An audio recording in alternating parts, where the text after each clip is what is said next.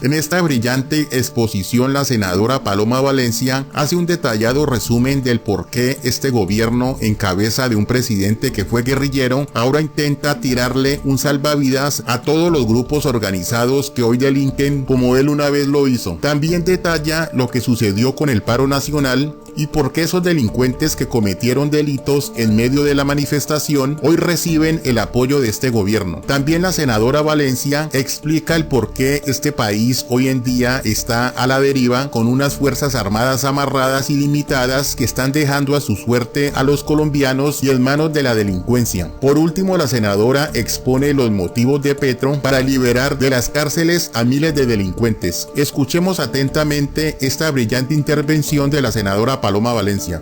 En este país se ha vuelto casi que una moda decir que los delincuentes, cuando tienen un origen político, entonces tienen que tener un trato especial y usted les puede dar impunidad. Pero esta es la primera vez, no que llega un gobierno de izquierda a Colombia. Colombia ha tenido muchos gobiernos de izquierda, pero es la primera vez que llega una persona que había empuñado las armas contra el Estado colombiano, que había desafiado la democracia colombiana, y esa democracia le permite llegar a la presidencia.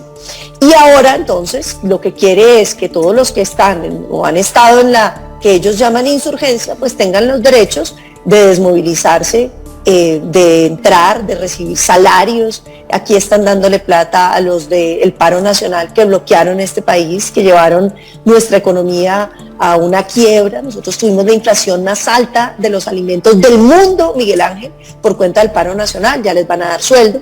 Y esto paralelamente con un discurso en contra de las Fuerzas Armadas, un discurso donde le han sacado más de 70 generales a las Fuerzas Armadas, experiencia que perdemos, que le quitan los programas de subsidio de vivienda a las Fuerzas Armadas, que hay una desmotivación en todas las Fuerzas Armadas, y resulta que ellos creyeron que es que los bandidos estaban ahí sentados esperando a que ellos llegaran y que más o menos iban a cesar el fuego, y por supuesto que no. Los bandidos están en lo que están, en el terrorismo, en el narcotráfico, en los negocios ilegales, y entonces creo que el gobierno está descubriendo que el crimen es crimen, y que los criminales pues no están en disposición de hacer lo que ellos dicen. Los criminales tienen su propia agenda, y Maduro, por más amigo y más carandoñas que le digan, pues está metido en todos esos negocios ilegales. Es un dictador comprometido con todas las estructuras terroristas que hay en Colombia, que hoy se asientan en Venezuela, con unas guerrillas transnacionales que delinquen en Colombia y vuelven a Venezuela,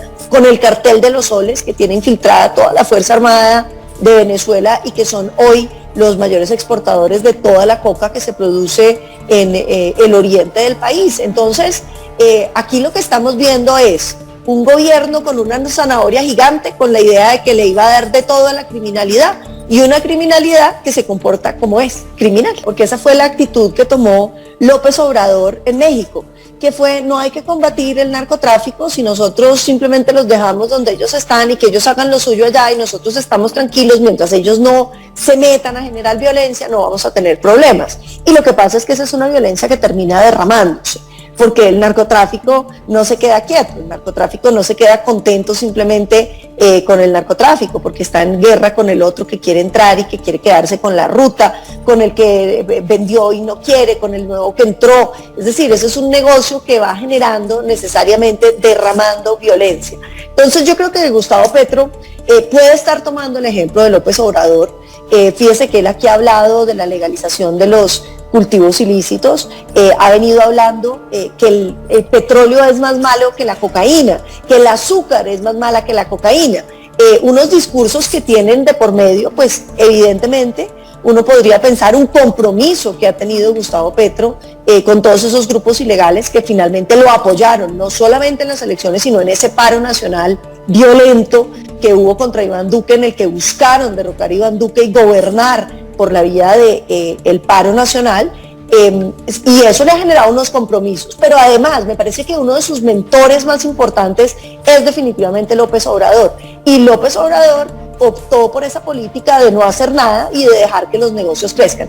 Las metas de erradicación de cultivos ilícitos que hace la policía bajaron de 50.000 hectáreas a solo 20.000.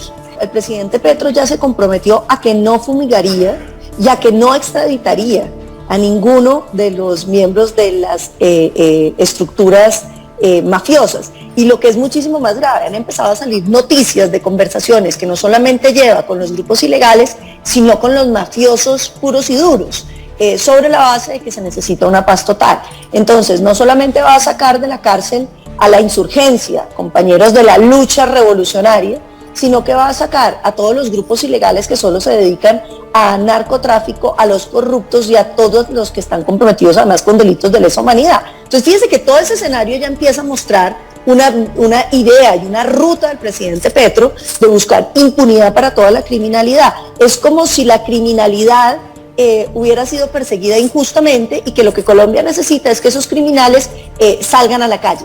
El ministro de Justicia acaba de decir que lo que hay que hacer en las cárceles colombianas es que los presos salgan a trabajar durante el día y estén recluidos el fin de semana y en la noche. Fíjese, se firma el acuerdo de las FARC y se supone que se ayudan a desmovilizar, pero Iván Márquez y Santrich se quedan negociando droga a pesar de haber firmado.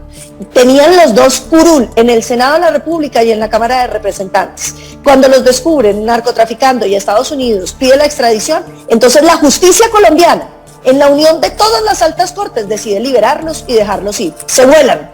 Pero no se vuelan a escribir un libro y a decir que es que les hicieron una trampa, no, se vuelan y montan lo que se llama la segunda Marquetalia, el primer asesino de líderes sociales en Colombia, el primer asesino de desmovilizados en Colombia, se van a vivir a Venezuela, siguen con el negocio del narcotráfico y ahora nos sale Gustavo Petro con que con ellos hay que hacer un nuevo acuerdo para que reciban más beneficios y ya no les den una curul sino dos de pronto, para que puedan estar él y la sombra o algo así. Yo creo que esto es muy grave lo que está pasando en Colombia, porque es que la imbricación entre el crimen y la política se está volviendo latente y patente en este país.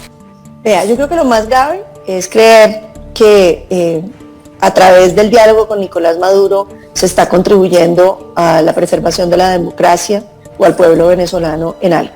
Nicolás Maduro es un tirano, es un dictador, es un violador de derechos humanos, es el sucesor de un tipo tan terrible como Chávez, que en esa locura posesa destruyó el sistema productivo de Venezuela, toda su riqueza y sumió ese país en la decadencia en la que hoy está. Y este es exactamente el proceder que tuvieron los partidos de izquierda con Castro. Cuando Castro se toma y monta semejante dictadura en Cuba, uno no logra entender cómo después de tener un paredón, de matar gente, la gente terminó invitándola a las reuniones y los presidentes visitándolo en Cuba como si no fuera un dictador. Pues es exactamente la vía de la normalización que han empezado con Nicolás Maduro. Y es que ya vienen los presidentes, van los presidentes, vienen embajadores y entonces se dice que los negocios van muy bien. Los negocios no se pueden hacer con Venezuela. Venezuela está sancionado internacionalmente. Las empresas tienen congeladas las cuentas. Todo se hace a través de procedimientos ilegales, triangulando la plata a través de lo que llaman comercializadoras internacionales, todo se tiene que pagar por delante. Todo eso se venía haciendo sin necesidad de ser complaciente con el régimen, pero lo que quieren es volver a Maduro en un nuevo Castro, un dictador aceptado por todo el mundo en la región. Pero la pregunta que me haces, Miguel Ángel, ¿qué se puede negociar con Nicolás Maduro? Pues Nicolás Maduro seguramente puede presionar a esas guerrillas a que negocien con el gobierno y que le saquen todo lo que quieren, ¿no? Plata, legalizaciones, curules, representación política. Pero la pregunta fundamental es, ¿todo esto aporta a la América Latina? ¿Todo esto realmente nos acerca a una América Latina más pacífica? En mi opinión, no. En mi opinión, lo que estamos haciendo es generando la ruta para desacreditar las democracias. En mi opinión, lo que estamos haciendo es legalizando la violencia como mecanismo de acción política. En mi opinión, lo que estamos haciendo es dándole más alas al narcotráfico, que es el enemigo más grande que tiene Latinoamérica, porque es el que nos asesina, porque es el que corrompe, porque es el que genera todas las violencias. En Latinoamérica, si no hubiera narcotráfico, las guerrillas de izquierda y todos esos movimientos como los paramilitares hubieran sido insignificantes. Es la plata de la coca la que ha logrado generar violencia en gran escala en Latinoamérica.